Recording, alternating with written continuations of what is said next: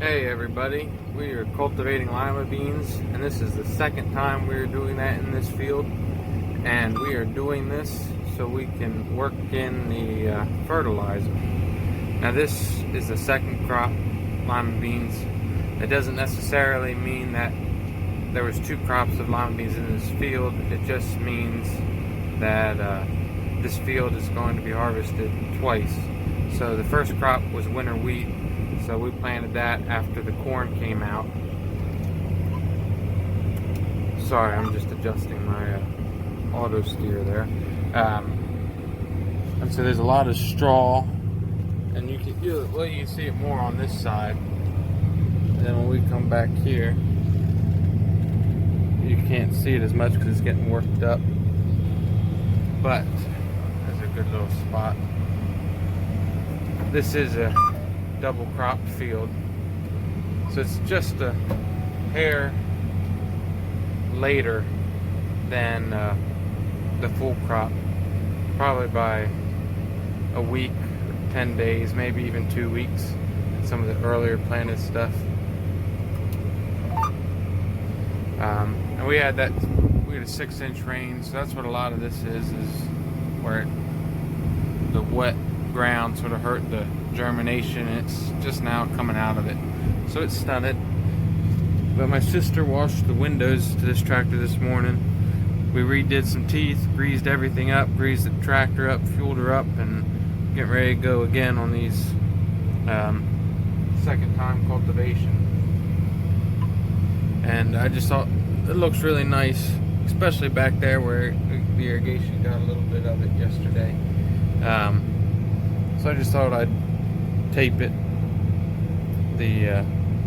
what it looks like afterwards and going through and everything. And we're doing 16 rows at a time. Got another guy out there, you can see the dust coming up from him.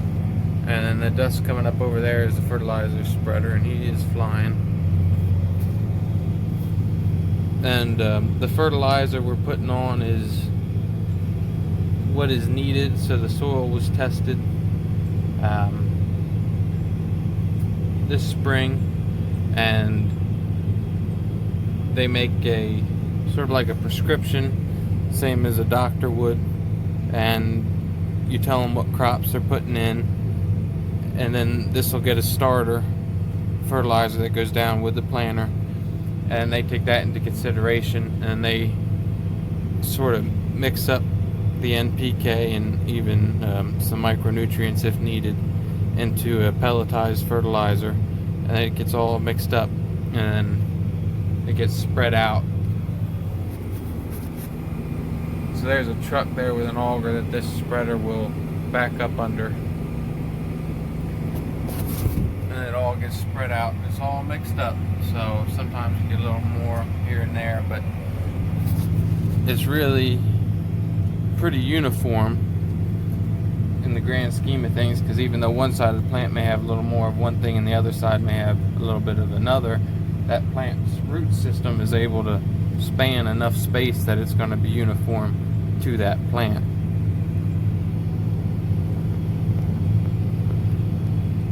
Alright, I'm just going to stick you in the window here and let you watch the cultivation, because I just think it's really pretty.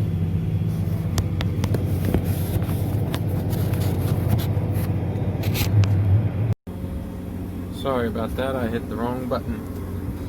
There's the truck I'm not going to show. Oh, I did. The fertilizer company. There's the auger. So they back up, and it does compact this little area down quite a bit, but not too bad. So what we do is we find our line. That's really flashy, but I can't help that.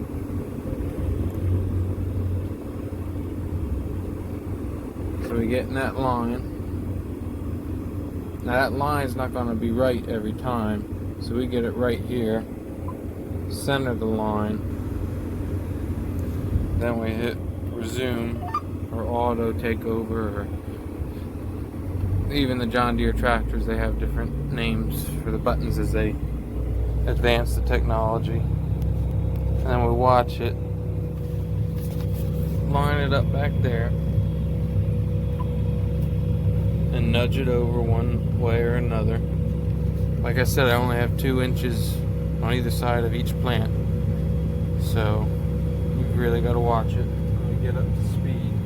'Cause we want that dirt to be thrown up basically right up to the stalk, and that covers up any weeds that we can't get with the cultivator.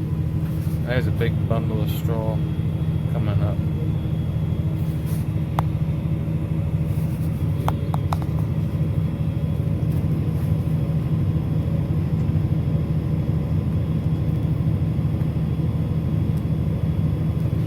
We're hung up a little bit.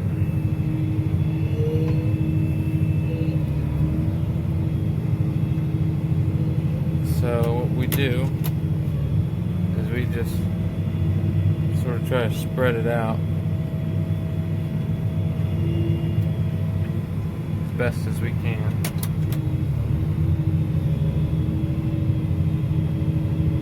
That straw will break down by the time we come in to pick it, so that hill won't be nearly as bad.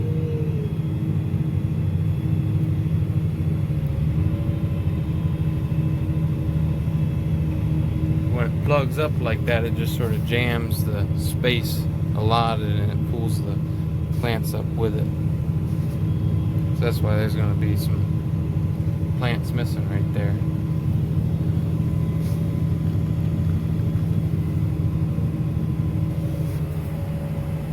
A lot of straw.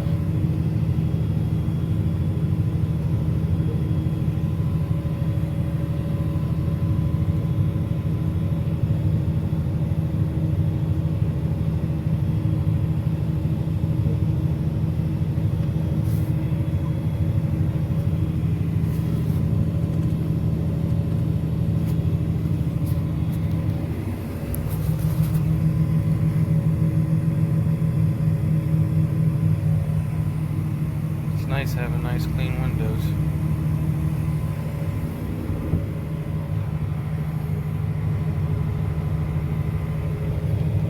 And we're using auto steer now, but on the ends and on curvy spots you got to do it freehand.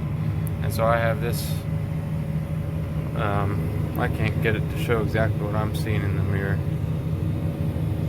That's pretty close.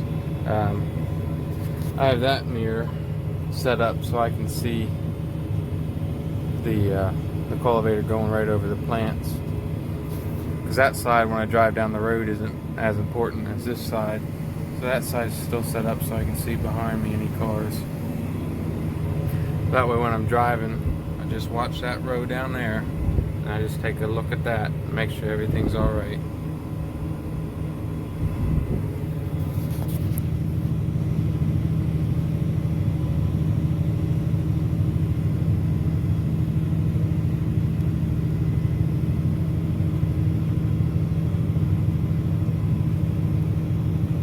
I'm going to pause it, and then we'll get up there where it was irrigated last night, and you'll be able to see a lot better. It's a lot prettier too.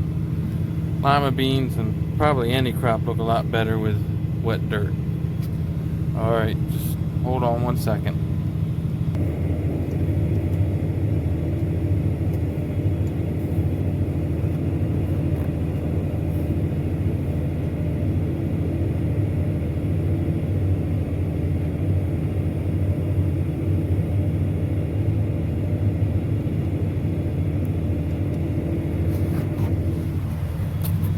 So you can see a lot better now that the dust isn't as bad.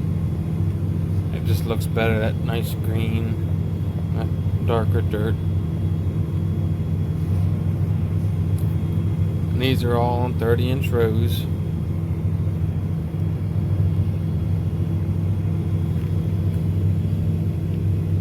And you may say, well, aren't you losing a lot of space in there? Really, no, because them plants will bush out so much they'll actually fill in all that space, and you'll be able to see that when we harvest them. And I do plan on taking videos of that too. And we can only pick 5 rows at a time, so it takes a little while to pick lima beans. They're the same machines we use for picking peas. Oxbow 6156, which is the same as an FMC 156.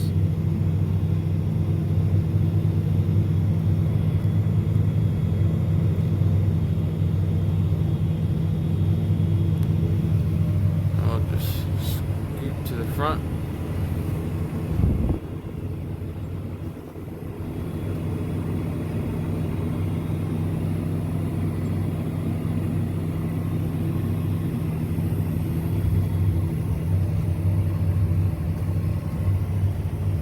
All that straw, and we're hoping all that straw is going to break down.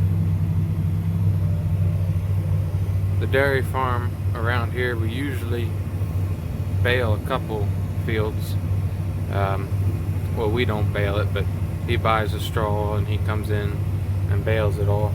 But he had enough of his own this year that he didn't need to buy any, so we should have tried to cut this a little lower, I guess, to chop it up finer with the combine. But it breaks down pretty good in the irrigated ground.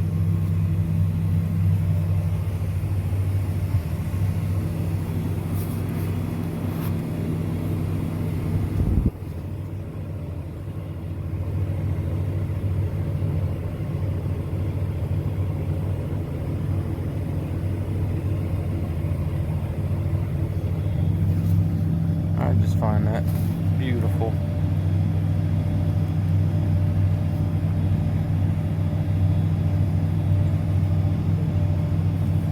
Swing around here so you can see this, and you can see what it looks like just on the other side of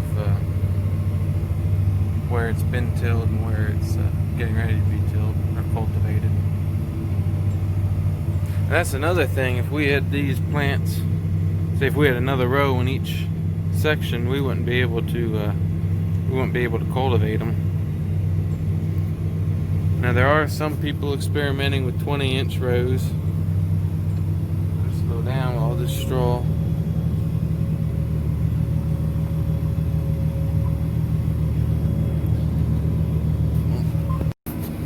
Sorry about that. Plugged up again, and it was veering the cultivator over, so I just stopped it so I could get that dealt with. I don't even know what I was saying. But all this got drowned out, and you can sort of see there's a different color, and they almost, you might not even be able to pick them up. But these beans were planted about 5 days after these were, after it dried up again. Because these beans never come up, they drowned it out on the ends. And all that too. You can sort of tell that better because that's like a bluish green. Where's my finger? Right there. It goes all the way to right there. That bigger green is.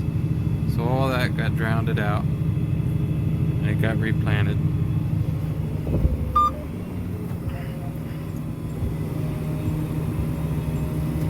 Along with all this back here.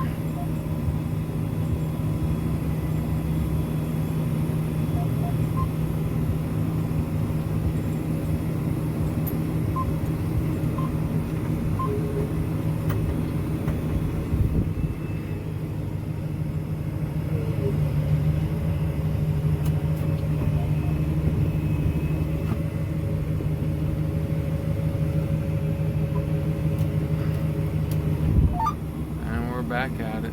You can see my big mistake back there. I think it's where it must have caught up on the first time we cultivated, and it made a bundle, and I didn't get it spread out good enough the first time, so when I came back I just picked it all up this second time. But there you have it. Nice beautiful beans and beautiful dirt. Alright, see you later.